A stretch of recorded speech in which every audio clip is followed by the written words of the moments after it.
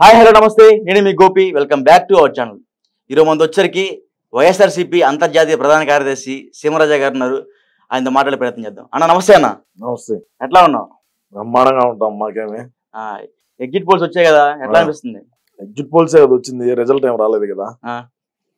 వచ్చింది ఎగ్జిట్ పోల్లే కదా. Exit polls కి ఎంత సంబరపడిపోతేట ముందుండదు ముసలి పండగ. ఇంతలోకి ఏమైందా అంటే పూర్తి ఎగ్జిట్ పోల్స్ మొత్తం, అంటే ముఖ్యంగా కేకే సర్వే ఒకటి చూసారా మీరు? రాత్రి వచ్చింది.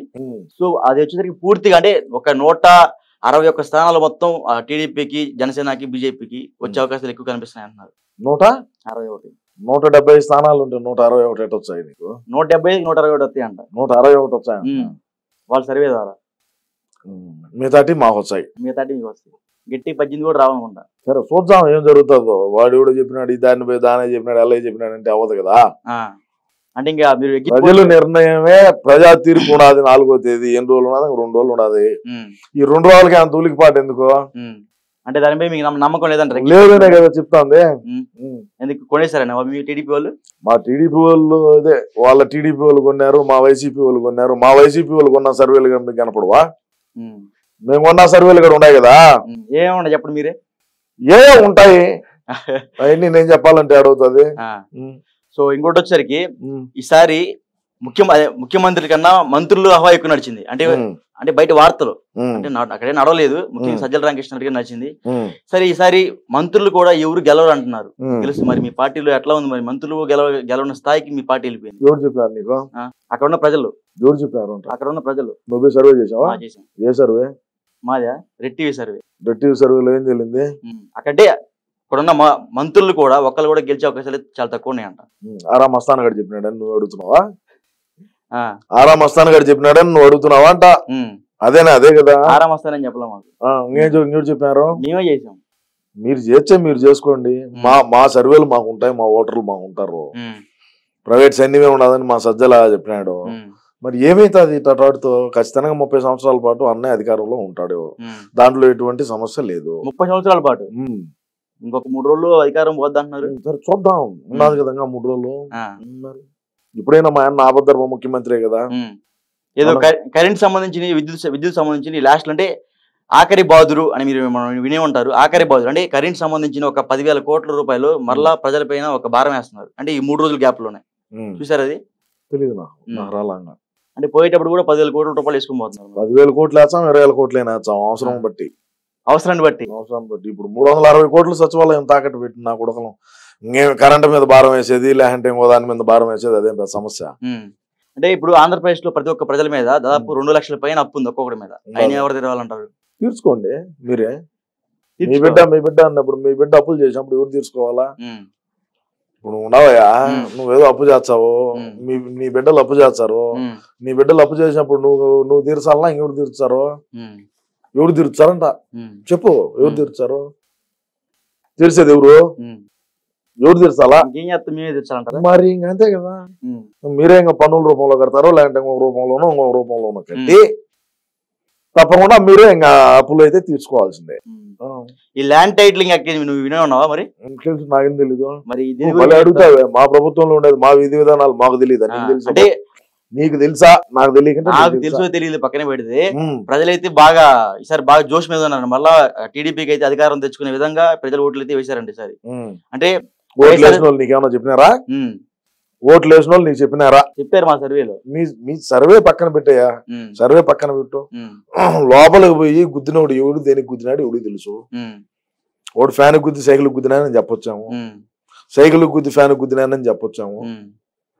లోపల గుద్దినోడికి తెలుస్తుంది, వాడికి తెలుస్తుంది, వాడి కాళ్ళకి తెలుస్తుంది. మిగతా మీ బిడ్డ అంటే మీ బిడ్డమ్మ నేను మీ బిడ్డమ్మ అని ప్రజలు నమ్మించి మోసం చేసి ఇప్పుడు ల్యాండ్ టైటిలింగ్ యాక్ట్ ఒక కొత్త జియో పాస్ చేసి ఆంధ్రప్రదేశ్ లో ఉన్న ముఖ్యంగా ఇళ్ల స్థలాలు గానీ భూ కబ్జాలు చేయడం కానీ కబ్జాలు ఏమంటారు? భూములు మా భూములు చేసుకున్నాం, దాన్ని కబ్జా అంటే మీ సొంతగా కొనుక్కున్నా సరే మీకే మా అన్ని రైట్స్ మాకు ఉంటాయి మొత్తం మీకే. ఇంకా అంతే. సపోజ్ మాకు ఏమైనా అవసరం అయితే తాకట్టు పెట్టాలంటే కుదరదు. మా దగ్గరకు వచ్చి మీరు మా దగ్గర అప్రూవల్ తీసుకొని పోయి మళ్ళీ బ్యాంక్ లో బతినాడాలి మిమ్మల్ని వచ్చి తాకట్టు పెట్టాలన్నా కూడా. అదే బతినాడాలా? అంతే. బతినాడకపోతే అంటే పోతా ఉంటారు. నీకు లోన్లే బొక్కలే ఉంటావు కూర్చొని. మీ తాతల గారి ఆస్తులు కూడా మా ఆస్తులు అయినాయి. Point number 1. అంటే మా తాత కూడా ఇంక ఇప్పుడు జగన్ గారి తాతే అంతే. సజ్జల రామకృష్ణారెడ్డి గారు సజ్జల రామకృష్ణారెడ్డి టాపిక్ ఈడ కాదు. ఉమ్. టాపిక్ ఈడేంది ఉమ్. ప్రభుత్వం ఇదే భూముల గురించి ల్యాండ్ టైటిలింగ్ యాక్ట్ ఆ, గురించి అంటే వెనకమాల నుంచి మొత్తం నడిపించేదేనే కదా. ఒకటి అడుగు చెప్తాను నేను సరే చెప్పండి. క్లియర్ గా. ఉమ్, నేను ఏది మొహం లేకుండా చెప్తా. ఓకే. ల్యాండ్ టైటిలింగ్ యాక్ట్ అన్నావు. అవును.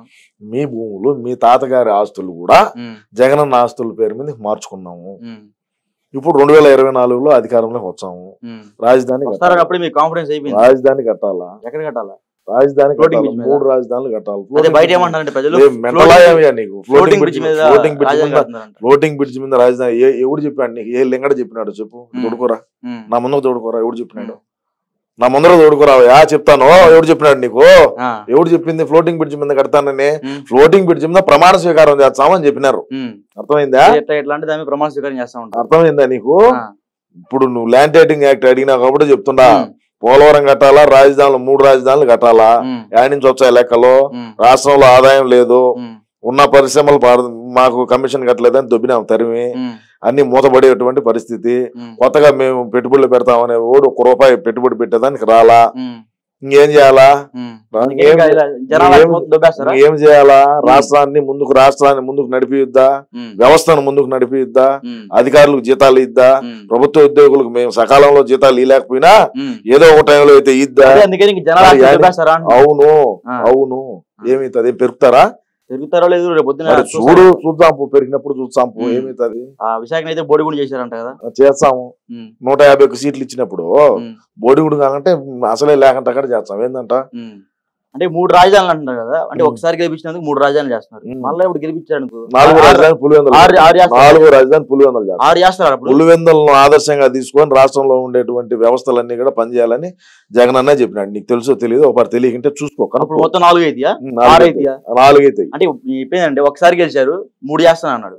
మళ్ళీ గెలిస్తే 6 అయితేయా అంటున్నా. ఒకటే చేస్తాం బి అంటే మళ్ళీ 6 అవుతాయి అంటావే. 4 చేస్తాము అని చెప్పినా. ఆ, ఏందంట? ఉమ్. ఆ, అంటే అది మా ఊరు కూడా రాజధాని చేసుకోవాలి మాకు ఉందన్న. చేసుకో. మీ అన్నకు ఒకసారి మాకు సిఫార్సు చేయాలి ఒకసారి. చేద్దాంలే. ఏ ఊరి మీది? మా పల్నాడు దగ్గర. చేద్దాంలే. ఉమ్. పల్నాడులో మొన్న చేశాం కదా బాగానే. అదేలే పాము దూరింది ఉమ్. గోల్వాల్ చేశారు కదా. ఉమ్. దాన్ని పాము దూరిందా లేదా తెలక దూరిందా? పామే దూరింది. పాము దూరిందా? మీరే చేశారంట వెళ్ళి మీ పార్టీ నాయకులు. మాకేం కర్మ పాములు పట్టుకొని పోయి వేసేదానికి. ఆ. పాము దూరింది రా స్వామి. ఆడ ఓట్లేసే వాళ్ళకు వాళ్ళకి ఏదన్నా పాము పాటు కాటేచ్చిన ఇబ్బంది, ప్రాణాలకు ఇబ్బంది అని పగలు అంటే దొబ్బినాడు. ఇప్పుడు మీరు చెప్పింది ఆ అబద్ధాలు కూడా జనాలు నమ్మదగ్గర విషయం లాగా ఉండాలి. ఈవీఎంలోకి పాము దూరింది వెళ్ళి. అవును. అందుకే వారన్నీ పాస్ మా అవినీతి పుత్రిక పేపర్ వేశారు. ఉమ్. ఆ నుంచి టీవీలో వేశారు, అన్నిట్లో వేశారు. ఇంకేందంట పంచాంగం? ఏది మరి 4వ తారీఖు ఏందో బ్లాస్టింగ్ అదేవిధంగా గొడవలు పాల్పడతారని వార్తలు వస్తున్నాయి. ఎవరు చెప్పాడు నీకు? బయట వార్తలు వస్తున్నాయి. నువ్వు ఊరికే ఏదో దాన్ని పోయి దాన ఏదో దాన్ని పోయి దాని పల్నాడులో నా దగ్గర చూసే ఉంటావు. నా దగ్గర వచ్చి నువ్వు మాట్లాడాలి. నా ఉమ్. గురించి నీకు తెలియదు పూర్తిగా. తెలుసుకొని వచ్చి కూర్చొని మాట్లాడు ఓకే. బాగానే ఉంటుంది. ఉమ్.